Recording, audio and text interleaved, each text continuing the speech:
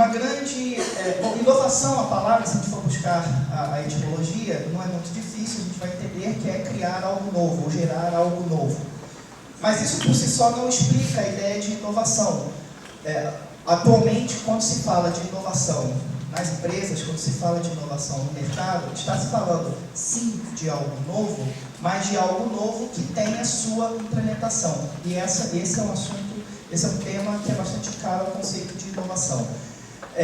E mesmo a ideia de novo é uma ideia bastante ampla. Não necessariamente o novo envolve um novo num nível de algo que nunca se tenha visto antes. O novo, ele pode estar em vários níveis diferentes, mais ou menos dizendo o seguinte: o novo, a minha inovação no meu modo de vestir, pode estar numa roupa nova que eu comprei, como pode estar numa combinação nova que eu fiz com as roupas que eu já tinha. As duas formas eu posso entender como estou inovando no meu jeito no meu modo como eu vou me vestir em uma determinada situação. Então, é importante a gente entender que nem sempre inovação vai se confundir com invenção. Aqui, infelizmente, não estou. Deixa eu ver.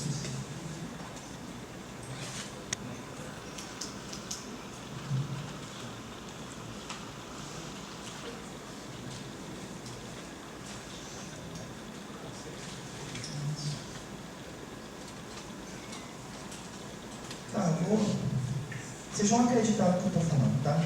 Não é a palavra inovação em si, não tem motivo. Inovação é a exploração com sucesso de novas ideias, segundo a unidade de inovação do Departamento de Comércio e Indústria do Reino Unido.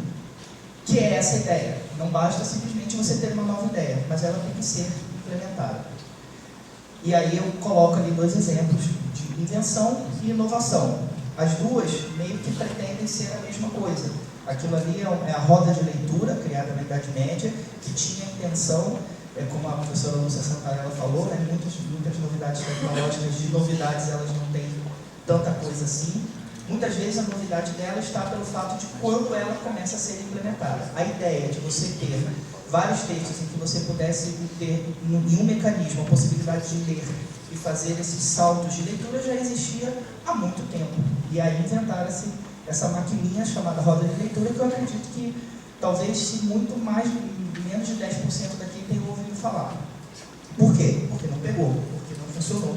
Porque, não que não funcionou, ele funcionava, mas simplesmente não foi assimilado. E o outro é uma maquininha que eu acho que talvez menos de 10% não conheça, que é o computador.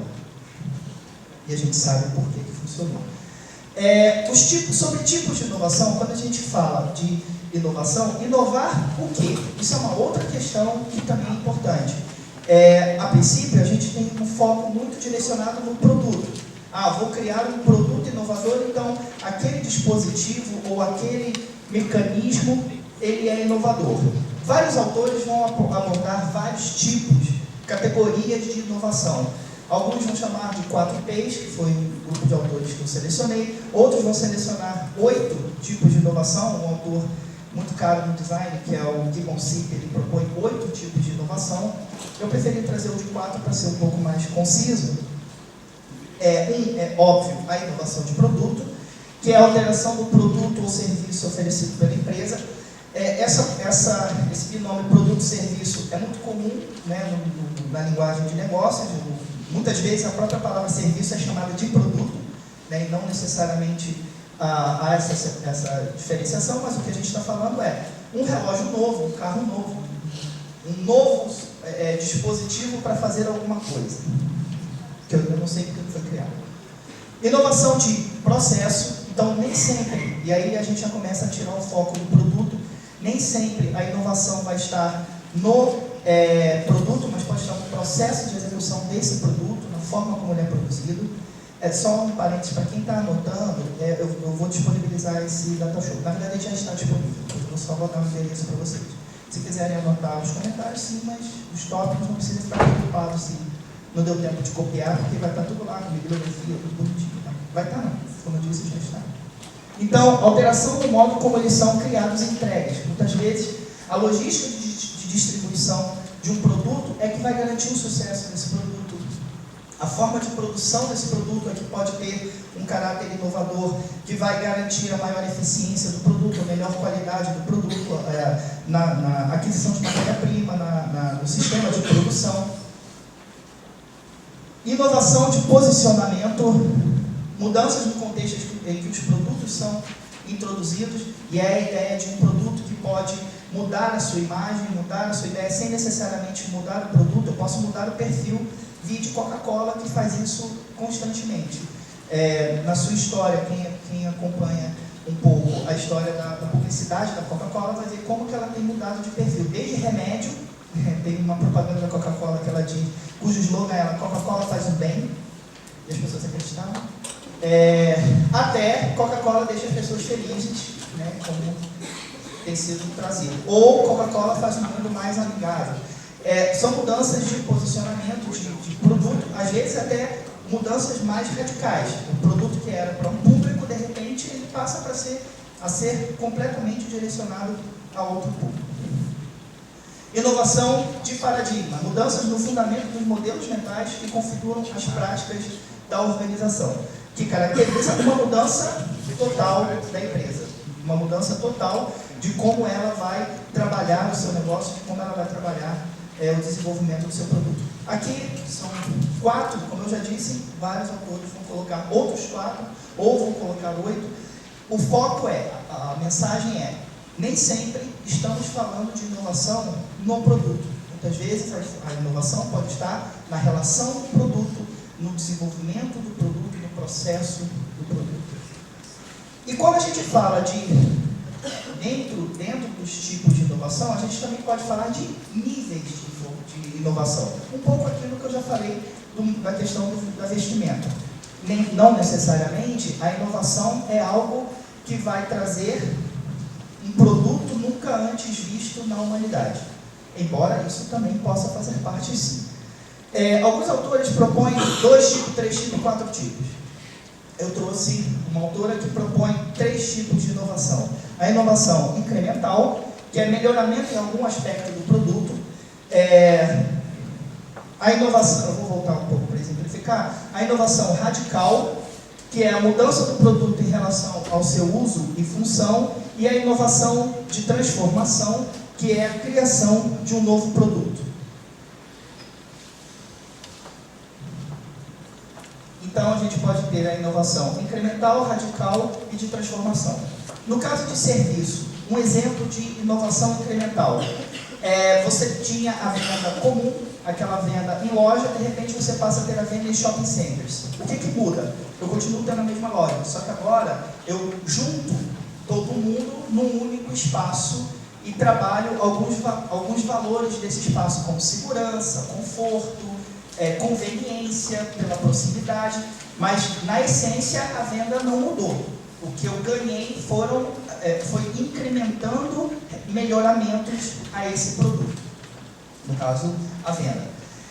De repente eu proponho uma nova forma de venda, que é uma venda por telefone e catálogos. A minha loja continua lá, só que ao invés de a pessoa ter que ir à loja para comprar, ela olha o catálogo, liga para a loja e a loja vai lá e entrega. E depois eu tenho a venda pela internet. Eu não tenho mais a loja. Muitos serviços de venda por internet não existem lojas. Você tem apenas um almoxarifado com todos os produtos. Vide Amazon. Eu não sei se a Amazon, estou falando aqui, mas a última, eles fizeram a loja física, mas originalmente não tinha. Né? Muitas lojas similares à Amazon não tinham loja física, não tinha uma loja. Eu quero ir lá na Amazon porque eu não gosto de comprar pela internet. Não tinha opção. Agora eles têm, né? Eles acabaram criando. Mas originalmente, em muitas lojas ainda são assim. Não tem. Vou tentar comprar lá, você não vai conseguir. Você só compra pela internet. Um exemplo de inovação no processo. Impressão. Eu tinha lá impressão preto e branco, de repente eu passo a ter impressão em cores. Claro, houve um avanço tecnológico, mas na essência a resposta é ainda um modo de impressão, mas houve um incremento aqui. Uma transformação radical, a impressão em offset, quando eu tinha lá toda a impressão tipográfica, de repente eu passo a ter uma outra tecnologia de impressão, que é a impressão offset, que vai ter ganhos e vai ter uma mudança, inclusive na lógica de trabalho. Quem trabalha com design gráfico sabe isso, né? Uma coisa é você pensar um arquivo para um tipo de impressão tipográfica, outra coisa é pensar um arquivo para um tipo de impressão offset, então tem toda uma mudança.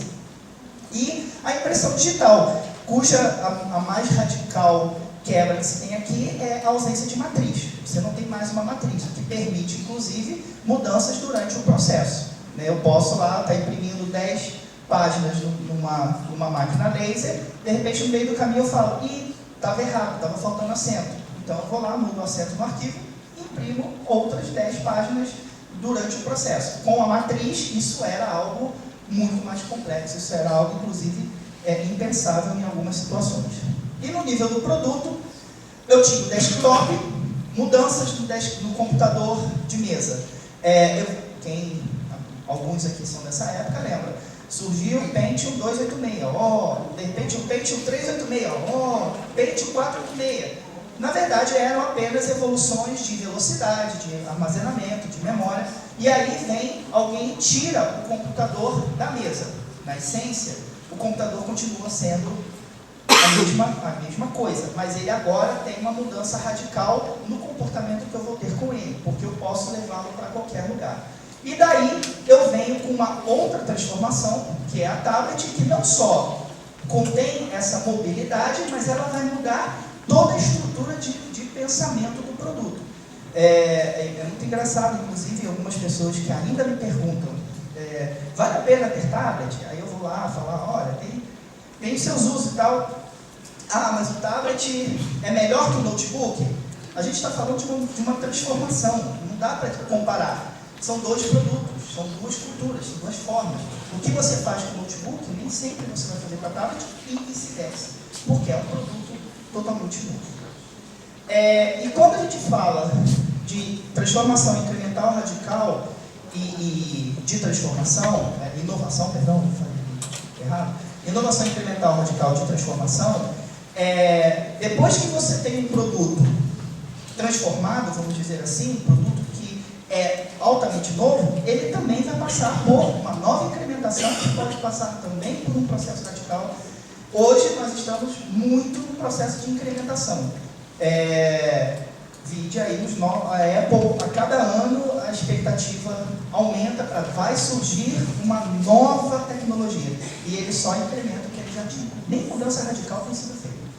Vamos aumentar o tamanho, vamos aumentar a velocidade, vamos tirar um botãozinho, botar um botãozinho, mas nada que seja tão diferente do que tinha. O que não deixa de caracterizar inovações, tanto que existe mercado, existe assimilação, está tudo, pelo menos até esse ano, não sei o que vai ser desse tablet que eles inventaram. Produtos, processos, serviços e os usuários. E aí entra a grande questão. Sempre que se fala de inovação, e falo isso por levantamento de muita bibliografia, muito vídeo, muitas palestras, muitas conversas, é sempre o foco. Vamos melhorar o produto, vamos inovar no produto, inovar no processo, inovar, e sempre se esquece de inovar na relação. E é onde muitos processos, muitos produtos inovadores acabam não chegando em lugar nenhum. Por quê? Porque o foco está somente no produto. E o usuário? Onde é que fica nessa história? O que adianta eu olhar para todo o processo, olhar para todo o produto e esquecer daquele que vai garantir que essa invenção ou essa nova tecnologia de fato seja caracterizada como inovação, que ela seja de fato assimilada? E daí, eu trago aqui como reflexão o discurso da experiência do usuário. Muitos aqui já devem ter ouvido falar. A experiência é uma palavra que vem do grego empiria, ou empiria, e que vai migrar para o latim experere, que significa ter contato com o perigo, a rigor do termo. É a ideia de me aventurar a algo desconhecido, me abrindo ao que pode vir com esse contato. É a ideia de vou pôr a mão no fogo, daí vem a experiência. E eu aprendo que eu não devo pôr a mão no fogo na maioria dos casos. É interessante que no alemão a palavra experiência vai ganhar duas conotações e duas formas. O Erfahrung, que significa experiência, e o Erlebnis, que significa experiência, mas que muitos traduzem em português e no inglês para vivência. O que isso vai ser importante? O Efrahum, ele é o conhecimento ou habilidade adquirida com o envolvimento ou exposição a algum fenômeno. É quando a gente diz o profissional tem experiência na atividade que ele executa. Eu sou uma pessoa experiente, você tem experiência nisso? Então, essa experiência é uma experiência específica, que nós, na língua portuguesa, normalmente simplesmente chamamos de experiência. Em alemão, eles vão chamar de Efrahum. E o Erlebnis, estar ainda presente na vida quando algo acontece, vivência. Ela experimentou um vinho diferente, que é aquilo, você já experimentou isso? Você já teve experiência com essa situação? Então, essas duas experiências, elas vivem numa grande tensão, porque uma depende da outra, sempre numa dialética. A experiência do vinho, ela só vai acontecer, para que ela aconteça, ela vai ter que trazer toda uma relação, toda uma antecedência, ou toda essa experiência anterior vai interferir nessa experiência que eu vou ter no momento. E essa experiência que eu estou tendo no momento vai construir a experiência que eu vou ter lá na frente. A experiência anterior não surgiu sem essa vivência. Então, são dois momentos, são duas relações de experiência que vão estar sempre acontecendo. E quando a gente vai falar de experiência do usuário, a gente vai estar o tempo todo falando, se relacionando com essas duas experiências em diversos momentos. O conceito do design de experiência do usuário, ele surge a partir de esse nome, pelo menos o que a literatura indica, surgiu com um pesquisador chamado Donald Norman, em que ele coloca o seguinte: eu penso que a interação humano-computador e interface do usuário eram muito restritos. Esse termo, experiência do usuário, cobre todos os aspectos da experiência da pessoa com o sistema, incluindo design, gráficos, interface, interação física e manual.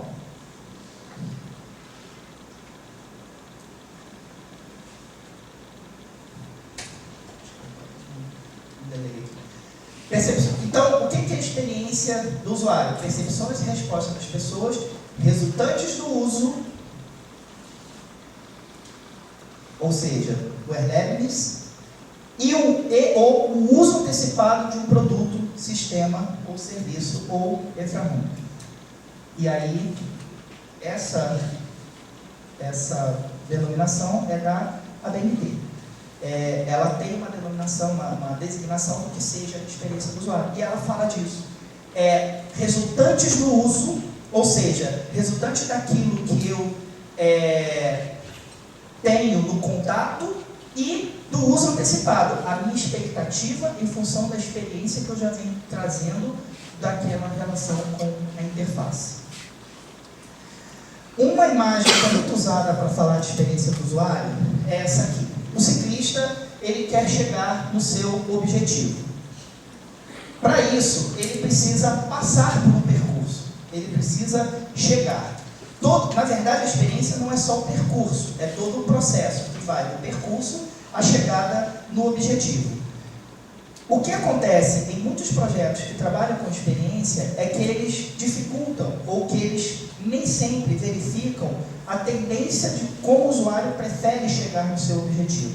Então, ele cria um percurso, que é esse que o senhor ou a pessoa ali, não sei porque eu imaginei que era que a pessoa ali vai chegar ao seu objetivo, quando muitas pessoas preferem fazer esse percurso.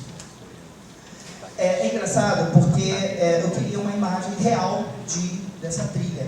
E aí eu comecei a procurar em português e não achava uma imagem legal. Aí, bom, vamos lá, vamos escrever em inglês. Sabe como é que se chama isso em inglês? Path Desire, ou Desire Path. Caminho do desejo, caminho desejado. Eu falei, nossa, que nome poético para um atalho. Eu costumava chamar de caminho de boi, que é o caminho que o boi faz naturalmente em cima do mato. Mas em inglês é mais romântico, né? Caminho do desejo. Que e eu achei legal esse termo, até associado à imagem, porque é isso, é o que as pessoas querem. O que elas querem? Muitas querem chegar ao objetivo e elas não querem andar pelo caminho mais longo. Tem um problema essa imagem. Ela é muito usada e esses dias caiu no Facebook ela, e aí me incomoda uma coisa, o sujeito está de bicicleta. Será que a bicicleta vai passar por aquele caminho da melhor forma? Será que, apesar daquele ser o caminho mais rápido, será que o caminho asfaltado ainda não é o melhor, dadas as condições dele? Então, nem sempre a ideia vai ser tão imediata se a gente não pensar no usuário. E uma outra metáfora que eu costumo usar você chega numa praia, muitos aqui já devem ter feito isso, chega lá numa região de praia, no Nordeste, numa parte do litoral, e passeios de bugre. E aí, passeios de bugre, e você vai conhecer todas as praias, e aí você fica com essa imagem, e fala, nossa, que legal. No primeiro dia, você fica louco para pegar o bugre. No segundo dia, você lembra da areia, do calor, do sol na cabeça, do desconforto. Olha como é que aquela moça ali está quase caindo. Foi muito. Não que o passeio de bugre não seja legal. Não estou se alguém aqui tem dinheiro com isso, desculpa, não é propaganda negativa. Só que só funciona no primeiro dia. No segundo dia, você quer isso aqui. Você quer ir para a praia, no ar-condicionado, no seu carrinho, estacionar no seu cantinho, bonitinho, e aí você desce para a areia. O bugre é muito legal, mas nem sempre ele vai resolver a minha questão de experiência. São duas experiências que eu posso ter em dois momentos distintos.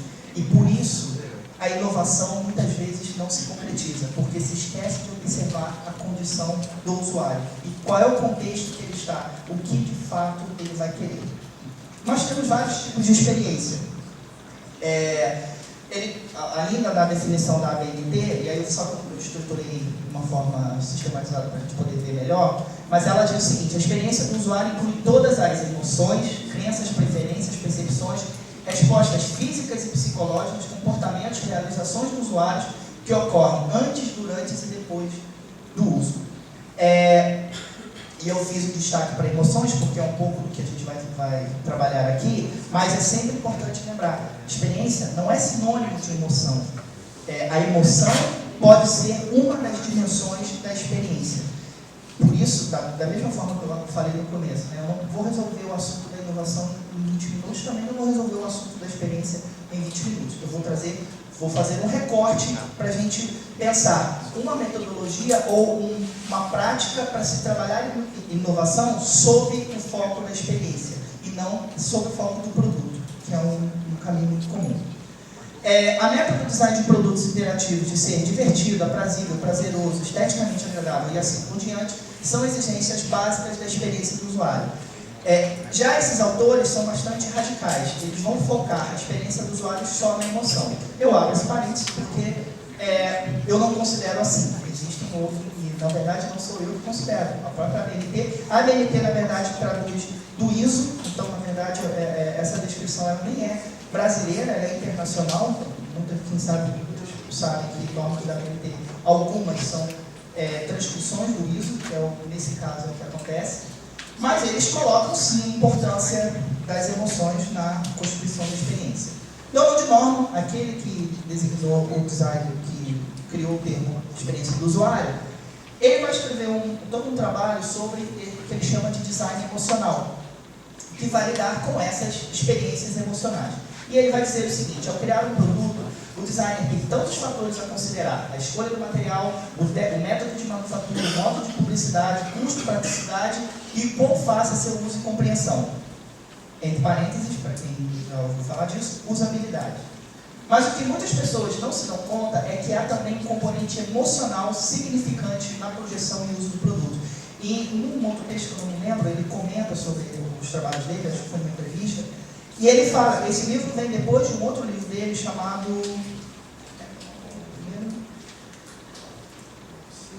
Design for Everyday Things, Design do Dia a Dia, traduzido em português, Design do Dia a Dia, em que ele trabalha tudo sobre o conceito de usabilidade, a relação de conforto do usuário, e aí ele falou, poxa, muito legal, mas eu estava esquecendo das emoções, eu estava esquecendo do outro protagonista nessa relação, que não é só o produto. E ele vai escrever esse trabalho, que é o design emocional. Fazendo uma coisa aqui bem feia, eu peguei o livro todo e espremi para tirar 3 elementos fundamentais. Ele trabalha, basicamente, o livro todo com o que ele chama de 3 tipos de emoções: visceral, comportamental e reflexivo. O que é o design visceral? É o design relacionado com as aparências. Estabelece uma relação de afetividade com o produto. Eu tenho um espremedor de laranja, e aí eu faço um espremedor de laranja metálico. O que eu ganho com isso? Eu crio uma relação de, nossa, que espremedor de laranja futurista, que espremedor de laranja legal.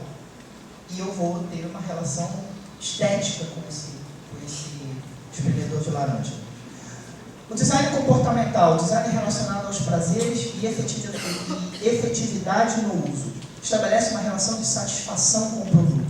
Não mais é uma questão de eu acho bonito, nossa, que legal, que interessante. Mas olha que fácil. E quando ele fala de comportamental, o que ele vai dizer é o seguinte: meu comportamento de uso com o produto se torna automático, se torna imediato. E aí o exemplo do nosso espremedor vira o espremedor elétrico.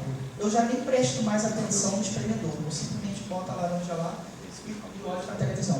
Ninguém perde o dedo porque o espremedor não roda tanto assim. Mas eu estou lá, espremendo laranja e vendo televisão e conversando com as pessoas. Por quê? Porque o espremedor de laranja se torna um produto que vai, com o qual eu vou me relacionar pela prática, pela função.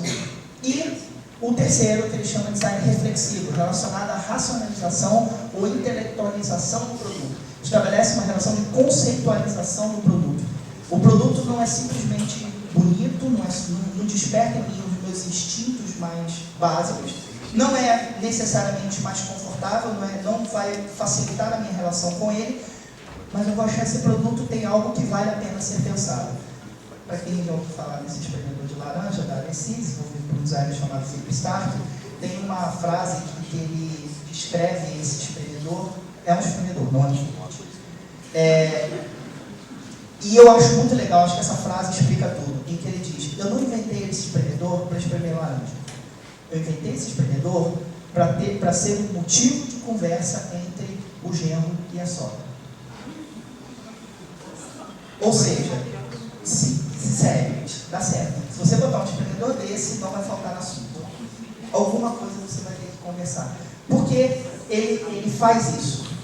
Ele não é mais ergonômico, não necessariamente mais bonito, mas você fala: nossa, um espremedor, mas parece um foguete, que é assim, mas quem foi o louco que fez?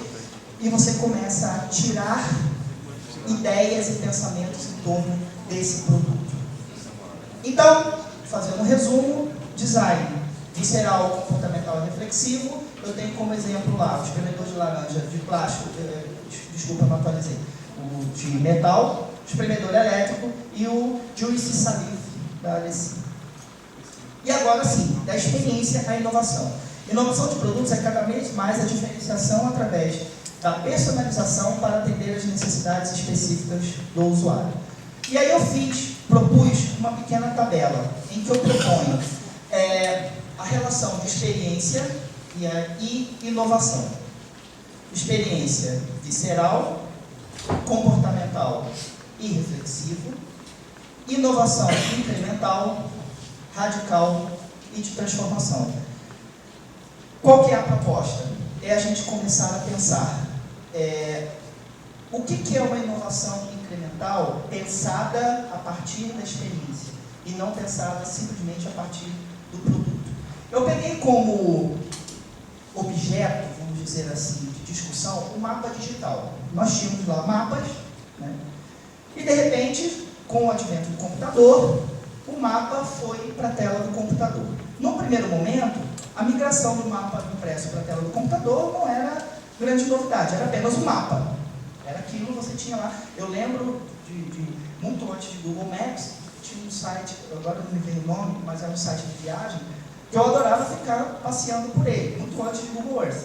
Mas ele não fazia nada, era só um mapa.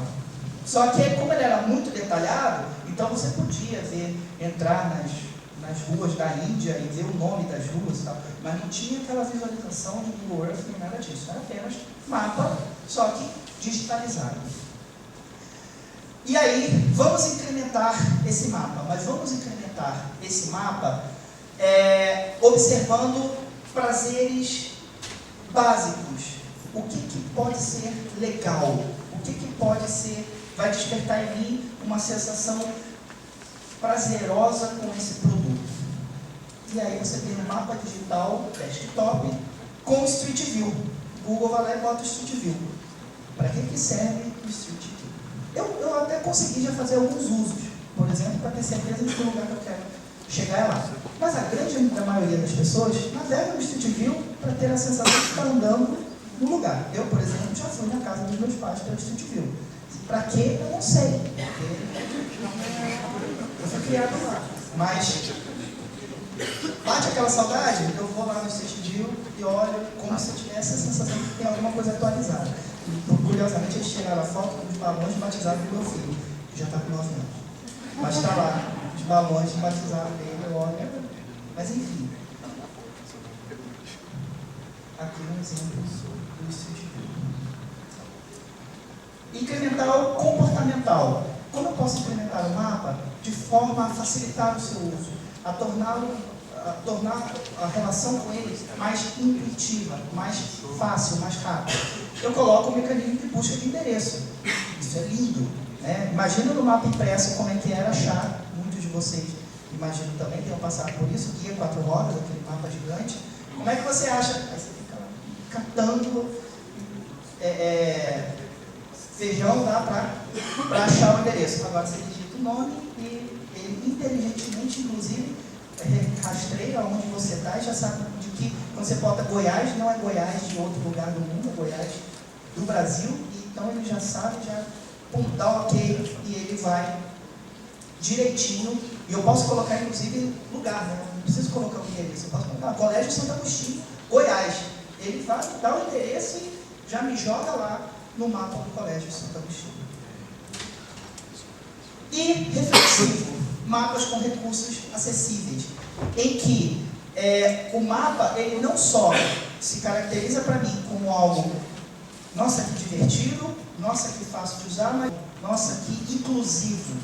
E aí se desenvolvem soluções. Aqui é uma solução em que, ao invés de você ter que passar o cursor em cima daquele coisa que você não entende nada, você já tem uma legenda ali embaixo que já relaciona um lugar em destaque com o outro para quem tem essa dificuldade, tanto dificuldade motora quanto dificuldade visual, claro que estou falando de baixa visão, para poder acessar esse mapa. Detalhe, para quem não tiver muita ideia para inovações, eu vou de vez em quando soltar algumas aqui. Tá? É difícil. Quando eu boto lá mapa e acessibilidade, não aparece quase nada. Muito pouca coisa. E a maioria do que aparece realmente não serve para nada. Não resolve em nada a acessibilidade. Ainda existe muita falta de estudo de acessibilidade em mapas digitais. É um campo que vale a pena ser estudado. Vamos fazer uma mudança um pouco mais radical, mas num nível visceral. Mapa digital móvel com voz feminina do locutor. Já viram isso? Alguém já teve essa experiência? É um pouco constrangedora. A Renata Fã, eu botei, claro, Renata Fã, a Waze, e a Renata Fã fala: é isso aí, craque, vire na próxima esquerda. Eu não sei se a pessoa está paulista ou carioca. O meu é carioca, então é esse mesmo. Aí você fica assim, sério? Tá, né? O puxado é que se você tiver que virar à esquerda, você vai falar: é isso aí, meu craque, agora vire a próxima esquerda. Você já falou disso. Mesmo tom de voz, não rola. Mas, de fato, você tem uma relação, uma experiência afetiva com esse produto. Claro que nesse caso eu achei exagerado, eu trouxe aqui até como destaque, mas até recentemente a minha esposa pesquisa acessibilidade e ela comentou que para muitos deficientes visuais, é claro que o recurso da voz é a grande saída que tem sido feita, e ela falou que existem alguns dispositivos que não trabalham a questão da locução, e quando trabalha, a relação de compreensão, de afetividade do produto é muito maior. Não precisa colocar Renata Fã chamando de meu craque, mas realmente uma voz mais amigável, uma entonação mais amigável ajuda nessa relação com o produto. O do Silvio Luiz também é engraçado, mas não vou tentar imitar. Uma transformação radical, mas no nível comportamental. Indicador de tráfego na rota e orientação pelo melhor caminho. Isso é ótimo. Como é que eu faço para ir para tal lugar? Só que não simplesmente ele faz isso, ele vai te dizer, aqui está engarrafado, siga essa rota. E você, muitas vezes, eu tenho passado por essa experiência, eu uso muito navegadores, por isso eu quero isso como exemplo, e tem muitos lugares que eu não sei ir sem navegador. Se me perguntar, como é que você chegou lá? Não sei, só sei que eu estou aqui. Porque o navegador falava, olha, segue por aqui, vai por ali, vai por ali. Se mandar de novo sem o celular, eu não vou. Por quê? Porque ele se torna muito prático, ele se torna muito eficiente. Óbvio, isso com o dispositivo móvel é facilitado pela mobilidade. Antigamente, eu ainda também passei por isso, eu traçava a rota em casa, imprimia no papel e levava o papel impresso dentro do carro e ia tentando me achar no caminho. Agora, o dispositivo móvel faz isso em tempo real. Sempre aqui eu quero dizer no tempo real. Depois que eu vou contar para vocês. Reflexivo. O sistema do navegador reconhece o hábito e indica o trajeto. Alguns dispositivos têm esse recurso. Ele simplesmente fala o seguinte, você tem 6 minutos para chegar até o Colégio Santo Agostinho. Por que eu estou repetindo? Porque meu filho estuda lá. E todo dia, provavelmente, agora ele vai estar com algo assim. Deixa eu olhar. Não, ele está dizendo que eu tenho 32 minutos para chegar na panificadora dela. Acho que é porque hoje é sábado. É sério, ele fala isso, ele resolve me dizer, olha, você tem 6 minutos para chegar na escola do seu filho. Eu não pedi, ele está me dizendo, ele está falando isso para mim. Qual é a sensação que eu tenho? Eu tenho alguém cuidando de mim. Tem uma parte da Bíblia que tem uma mensagem interessante. Né? Ele pode estar cuidando de mim, pode estar me vigiando. Depende do ponto de vista que você tem. Na primeira vez que ele fez isso com relação a um voo que eu ia fazer, uma viagem que eu ia fazer, ele me mandou uma mensagem dizendo, você tem que sair para pegar seu táxi em 15 minutos, senão você perde o voo. Sério, eu recebi uma mensagem do Google falando isso. Eu falei, mas gente, eu não falei para ninguém. Claro que eu falei. Eu acessei a companhia aérea com o meu e-mail. O e-mail Gmail. Para quem acha que o Gmail é de graça porque é de graça, óbvio que não. Ele mandei pelo Gmail, a companhia aérea me mandou a confirmação do voo, a Google sabe disso, mandou para o meu dispositivo, e o meu dispositivo sabe que eu quero saber de ser avisado, é óbvio que eu permito isso. O meu dispositivo, as permissões são todas abertas justamente para isso. E aí ele me avisou, me mandou uma mensagem, você tem tantos minutos para pegar o táxi. E o Obama também. E o Obama. Só para E no nível de transformação visceral, mapa digital em smartwatch. Olha que legal eu ter um mapa digital num relógio inteligente. Isso já é uma relação visceral, pelo ser interessante, pelo ser novidade. E aí eu tenho lá meu smartwatch com...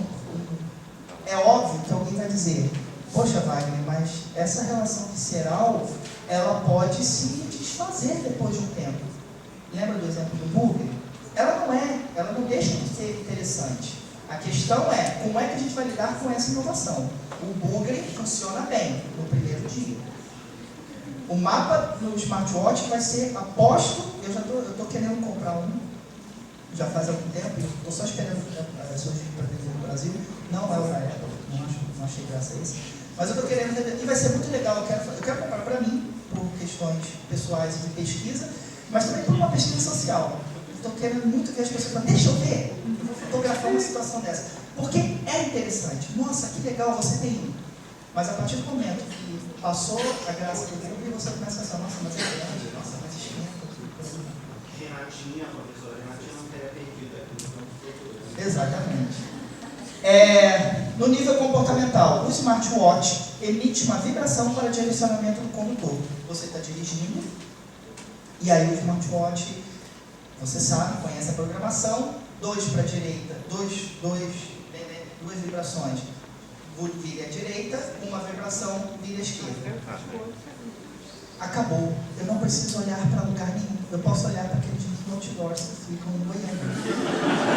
Eu não preciso mais distrair meu olhar olhando para o meu smartwatch para o meu celular. Eu simplesmente, minha navegação é como se eu soubesse para onde eu estou indo, sem necessariamente ter a presença tão evidente da tecnologia que está me dizendo isso. E no nível de transformação ainda, falando do smartwatch, mais no nível reflexivo, o smartwatch reconhece o pulso e a temperatura do condutor e ajusta as condições do carro.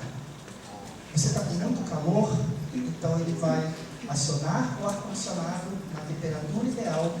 Você está muito ansioso, ele vai ligar o rádio, botar uma música legal. Só que esse projeto ainda não existe. A gente inventou, eu e o Cleomar fizemos um brainstormzinho. Por quê? Porque ainda não fizeram. Mas esse aqui na verdade chega bem perto, tá? Esse exemplo aqui ele existe, é um relógio, é um smartwatch da Nissan mesmo, por isso que a marca aparece aqui. Ele se integra com o carro e ele quase faz isso. Ele envia para você um retrospecto de velocidade, de percurso, tudo que você fez pelos dados colhidos do automóvel e envia para o automóvel alguns dados pessoais. Mas ele não faz essa proposta de ajuste das condições do automóvel com a sua relação de uso.